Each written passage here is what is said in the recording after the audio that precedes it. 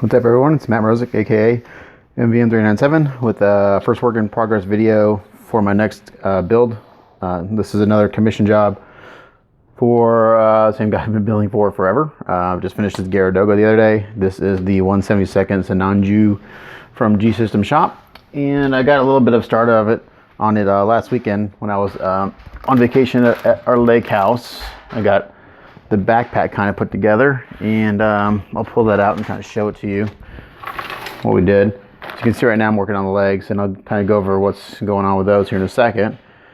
So this is actually a pretty good kit. Casting's okay. There's a lot of cleanup on the parts, a lot of flash.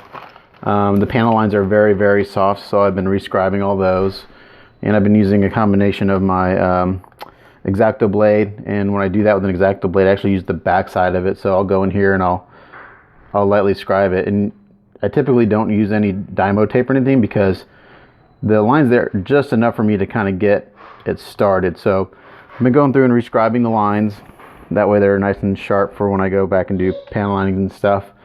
And you can kind of see here, like, I've gone over a little bit. My son's friends are here, so you hear them in the background. Kind of see here where I kind of overscribed. That's no big deal because I'll sand out. But and also this will also show you when you sand it, it'll show you with the panel line really well. So because it gets filled in with dust, and then it shows up real well. So it'll focus. Come on, maybe. It's not wanting to focus. There you go. So let me kind of show. I'll just work with one of these pieces. So you have the center piece. This actually goes together very similar as the master grade Sinanju from Bandai. So here's like, oops, one of the pieces fell. So here's like one of the thruster packs here, and these do this top one does open up like this, and then this also opens up here. So it's kind of nice. It shows you all that internal detail that's in there. And I'll take this off so you can see it better. Actually, I'll just, see it's got all this really great detail on the inside. So that'll be fun to paint. The casting on these parts has been pretty good. Luckily, there hasn't been a lot of cleanup I have had to do as far as like digging out resin and stuff. Now I'm looking to see a bevel there I need to fix. But yeah, so this top part has this part that opens up. You can see how all that whiteness, that's where I rescribed the panel lines and then sanded. It's full of dust. There are two little pistons that go in there. They fall out right now. They don't stay unless they're glued in. This bottom part does open up a little bit too. There's really nothing to see down there. There's some detail within there. So this goes on like this. And the fit of these parts is very, very good. And the way this works is very, very good. Very excellent. So this will look really cool when it's all opened up and all these details are painted in there. And they have these little white pieces that go on the end, just like the master grade. And those fit actually really good once I got them trimmed. Once I get it glued in there, the gap will be gone, but right now it wants to kind of pop out. So you kind of see that. There's one that goes up there. So there's two of those. So I'm not going to pull the other one out because it's kind of put together. And then there's this center part here, just like on the master grade. And I'll see if I can kind of roughly dry fit that together for you. Just like with any other resin, and there's really, as far as pinning goes on this kit, there really isn't any pinning that has to be done so far. All the armor that goes on the legs and stuff, I'm going to make that removable, so if you want, you can display it with the armor off. So this is like the center part, and then this part slides on there, just like that. And then this part comes in. And this part kind of goes like that. Sorry about all the noise in the background. I can hear my son and my wife. So that goes like that, and then the two metal thrusters go inside there. And then obviously these holes will need to be drilled out because that's where the side pieces connect. So that's the backpack. I was able to clean that up over the last weekend. To give you an idea of how long that took to clean this bag of pieces up and get everything kind of fitting together, this bag represents roughly 12 hours worth of work right here. So this bag right here, initial cleanup and fitting, 12 hours. So there was a gentleman who made a comment on one of my pit posts the other week about, he asked me how much it cost to paint a couple of his kits, and I quoted him in the thread a couple prices, and he kind of thought they were kind of high, and luckily everyone that knows me chimed in and told them that I'm actually pretty cheap. But so just to give you a sense, that bag, just to prep that bag, has been 12 hours. So this one leg, to clean up the pieces and get it kind of fitting, this one leg's probably been close to 10 hours. That includes rescribing the panel lines, making sure all the edges are nice and sharp, you know, sanding everything. And the fit is a little tricky on these because I'm going to have to do some trimming, I think. So I'm not going to take this apart because it's a nightmare to get to stay together. Like, for instance, this part in the front here, it wants to turn, it wants to tilt to the right. It doesn't want to stay on straight. So there's a trick that we do when we build figures that I may have to do. Actually, I'll go ahead and take this apart. You know, I probably won't put it back together. In theory, this should all snap together like a master grade when all said and done. And maybe once there's primer and paint on it, it'll fit better. But this is very loose in here. It's very wobbly. So what I think I'm going to do is, there's a trick you can do, and I've done this in figure kits. Basically, you fill the hole with a putty, like a 2-part epoxy, like Milliput or something like that. And then you put Vaseline on the metal peg, and then you basically squeeze it in there, and you get it lined up, and you hold it in place until the putty has cured. The Vaseline will prevent the putty from sticking onto the part, but once it's dried, you'll have a perfect hole that will fit into. So I can get this to fit straight and everything, and kind of get it in place, and hopefully that'll work.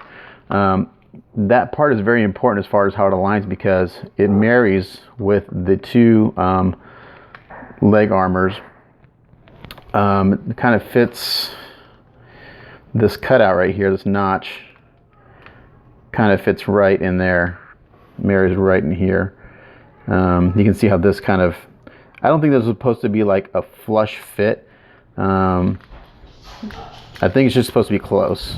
I'm not sure. I have to look at the reference photos on G-System's website, but I don't think those are supposed to be like super tight. So like on this, you have a peg here, and then you have a hole here, but that's it. That's the only thing holding this armor on. So it's, I wish there was more to hold this armor in place, because this is kind of, it's got a lot of play. I mean, it turns a lot. I don't think it should turn that much. So I may do the same thing on this. I may put putty in that hole. You can kind of like get these pieces where I think they should be, and basically just rubber band it together. This piece has a ton of play in it. It should not do that, in my opinion. So it's tricky. Like, it's hard for me to get these pieces on and see how they're gonna work without everything falling apart on me all the time. So it's a little tricky. The concept is great. Execution's a little tough, so we're gonna have to play with it. And then these pieces actually fit pretty good on the bottom here, and these will get glued in place. The trick is you kind of have to put it in. Sorry about all the noise in the background, guys. You kind of have to put it in an angle and then rotate it in. But once that's glued, it'll stay very nice. So just like that. So that goes like that. This piece right here goes between these two pieces, which I had previously. And with these having so much play, it's hard to get them lined up. So let's see if I can get it in there. It's tricky. So this kit came with the pre-built plastic inner frame. The version I have is the old version, which has the resin frame, which quite frankly are kind of a pain in the butt, simply because there's a lot of cleanup on the frame. But this plastic one's pretty good. There's some flashing here and there, but not too much. So all this stuff has got to line up just right for everything to work. And it's tricky. With these pieces having so much play in them, it's really hard to know how they're supposed to go. So, yeah, I'm going to have to play with that a little bit. But this does pop up a little bit to reveal the thruster down there. The trick is these two side pieces and this piece. If I can get those three aligned the way I want, I'm in business. So I think you can see straight on there how this piece it needs to kind of tilt to the left, and this leg armor needs to kind of, I don't know, it's tricky. So to the guy who asked for a quote on building something similar like your Garadogo, which involves this leg right here, is 10 hours of work just cleaning the pieces and figuring how they fit. So my estimate of 200 to 250 hours is conservative on building a kit like this. So anyway, it's supposed to line up like that, and I think once I get everything, like I feel like this piece, I need to get it to turn, rotate it this way, it needs to tilt to the left. So I need to look on G-System's website and look at how that's all lining up to see where it's supposed to go exactly. And then it's got this part right here, which plugs into this hole, and that's a tricky part too, because I'm gonna have to trim sorry, it's all falling apart on me. I'm gonna have to trim this edge right here, and I think I'm gonna have to trim this edge a little bit right here in order for this to work. Now you have to replace part of the inner frame with another piece. So this kind of grayish, this light gray piece has been replaced. There was a previous piece in there, but the other piece didn't have that hole to peg this into. So it's a tight fit, and part of the problem is that it hits the leg armors. So that's part of the whole thing of it getting lined up. Let me take this off. And this is hinged a little bit here, and I trimmed that a little bit so it moves, so this can move a little bit to move with the knee. If this all works and it's lined up, this kit is fairly posable. So another part of getting everything to line up is getting this piece in there and it lines up right there. So these are supposed to line up. It's tough because this isn't wanting to stay in place. It's kind of a wonky fit. So if I get those in place, and again, there's quite a bit of play in this piece here. This doesn't want to see how that plays around like that. It shouldn't. I wish it didn't do that. I'm not sure exactly how far you're supposed to put it in there. So that should line up with that, and right now it's interfering. If I bend the knee, I can get it to work, but then the knee is bent. So, and if I try to force it, that black part will pop off. So I'm not sure if I need to trim these pieces or if I should, it's a good question. I don't know what I need to do. I gotta play with getting this to fit. So if I put this side in, see this black piece wants to pop off. So it's quite frustrating. I spent a couple hours on this last night just trying to play with these pieces to see how they are supposed to go, and it's tricky. This is not like working with a Bandai kit, guys. So anyone who wants someone to build one of these, just know that it's not just, you just don't snap it in and it fits. There's a lot of playing with these pieces you have to do to figure out how they're supposed to fit, and once you figure that out, you more than likely have to do some trimming. So my initial gut instinct is to kind of get these in here, because then once that's in there, then I have to see how that front piece aligns, see if that works. So when I put that in there, it doesn't really work well. I feel like these pieces have to come, like the side pieces need to rotate this way at the bottom, somewhere in there, and then I got to get this black piece to fit after that. So it's tricky. I mean, I'm not gonna sit here on camera and do this forever, but it's been frustrating trying to figure out how it's exactly supposed to go. Here's the foot. It's pretty simple, just like the Bandai kit. You got the black bottom piece that pig's in there. Where's the heel?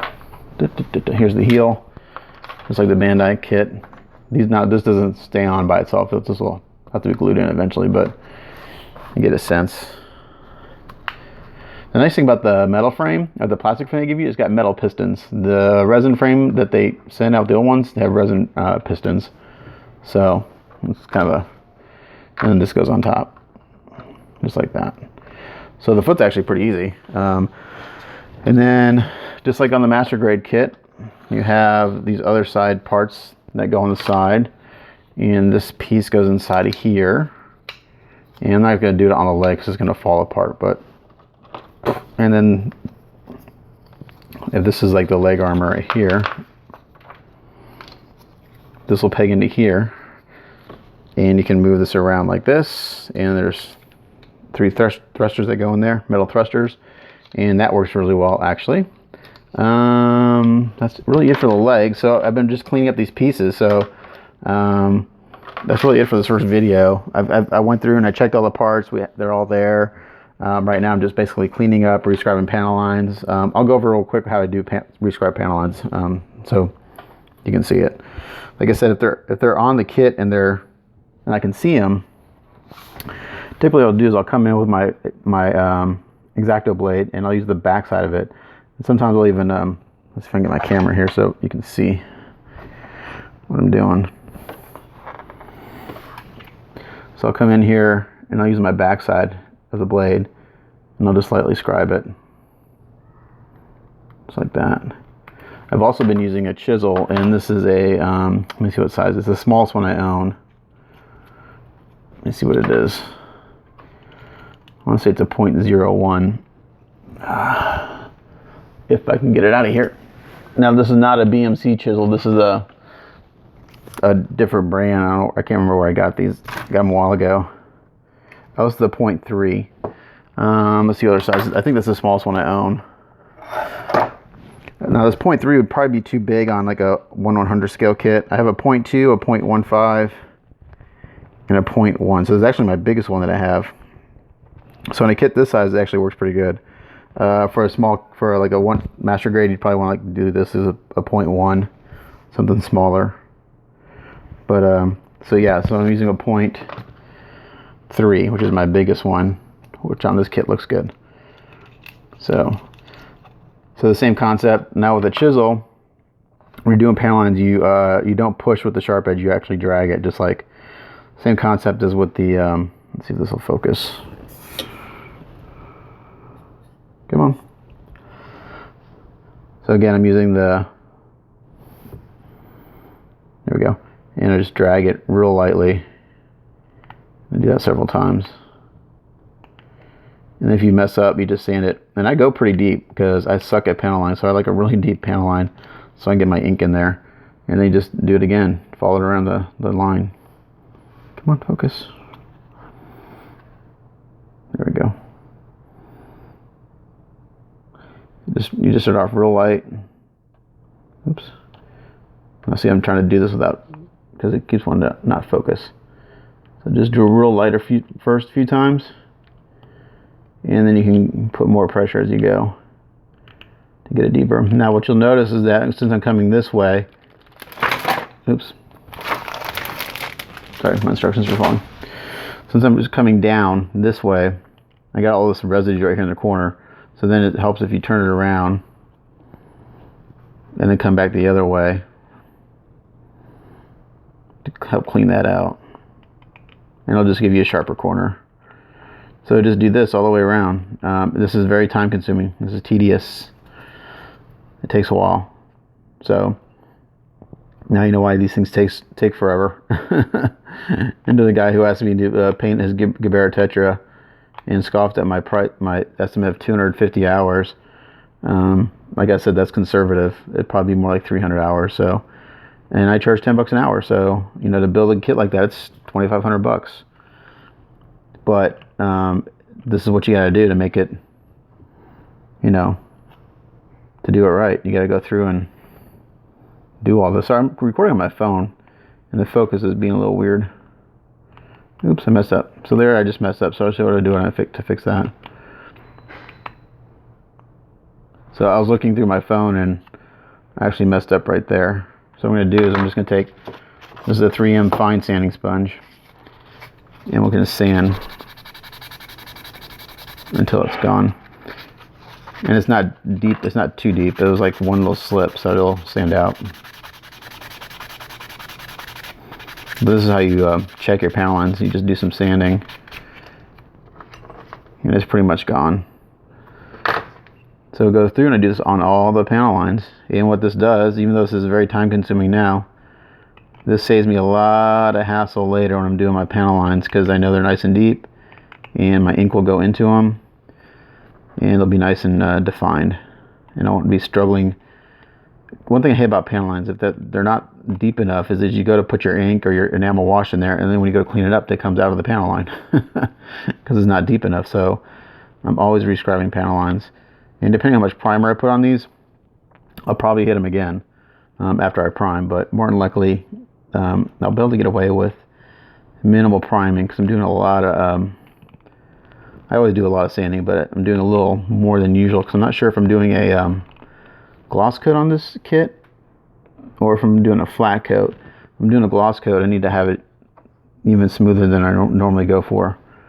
But so that's what we're doing, just kind of going through in here and hitting these panel lines. These little short ones are really hard to get. They're the harder ones, actually.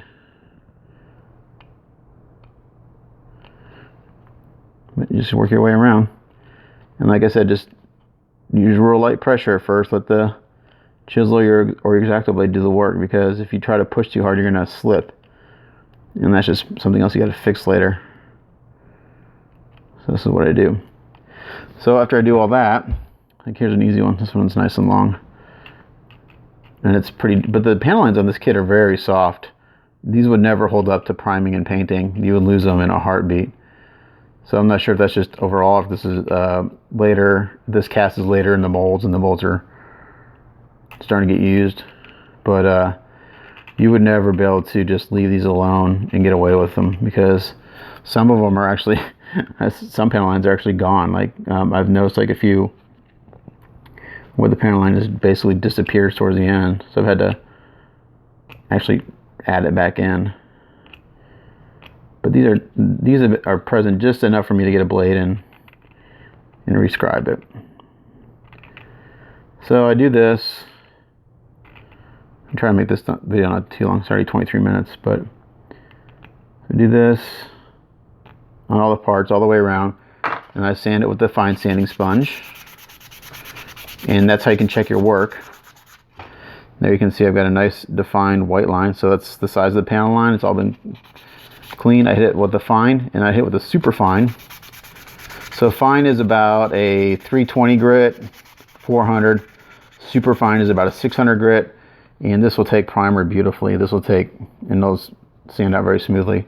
So also what I do is I take care of the gates, which here's one right here. I get as close as I can to the part without hitting the part, because you don't want to chip out the resin. That just creates more putty work. So take the gates off, like so. And I've got my, this is a 180 grit sanding stick, and I use that basically just to get the gate off initially. And I'm not using my Sharpie trick on this. This colored resin, the nice thing about the colored resin is that it kind of, you can really see where, you can tell where you still have sanding to do, because the dust collects in the low spots, which is very obvious. On the white resin, it's hard to see what sanding you'll have to do, but this colored resin, it makes it very easy to see what you have to do. And I have my homemade 400 grit sanding sticks. Then I followed up with that, making sure those are gone. So that gate is gone now. And then make sure this gate's gone.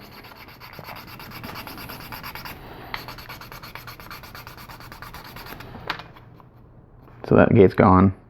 And actually on these, I've been hitting all the edges. I go through and I just make sure all these edges are nice and flat. Because I've been noticing that there's been some,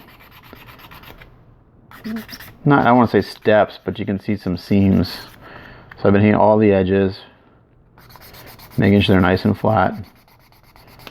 And some are better than others. This one's actually pretty good. But you'll know there's an issue because that dust will collect in any low spots or any seams or anything. And you'll know you have some work to do. It's pretty obvious right here on this edge. So when I sanded, you can see those little white specks. Those are low spots. So I sand until those are gone. So it acts like here's your sanding guide. So make sure all the edges are nice and flat.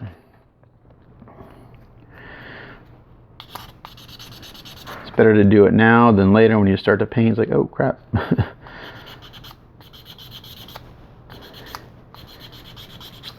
It's like this. And that's it. So we do that to all the pieces. This piece isn't done yet. I still have to go through and scrub all these panel lines. And it needs an overall sanding. And I've also been sanding the back sides because it's got all this really nice detail, which I'll paint. And I've just been hitting that with the super fine. But I try to sand as much as I can. Anywhere that you're going to see or it's going to get paint, I always sand that area just to smooth it out, to see if there's any defects in the resin. So people are like, do you sand everything? I sand everything. Everything gets sanded. Because also that'll help with any chance of paint lifting if there's some tooth in it. So so that's basically what I'm doing right now. I'm just cleaning up pieces and trying to figure out the legs and how those fit.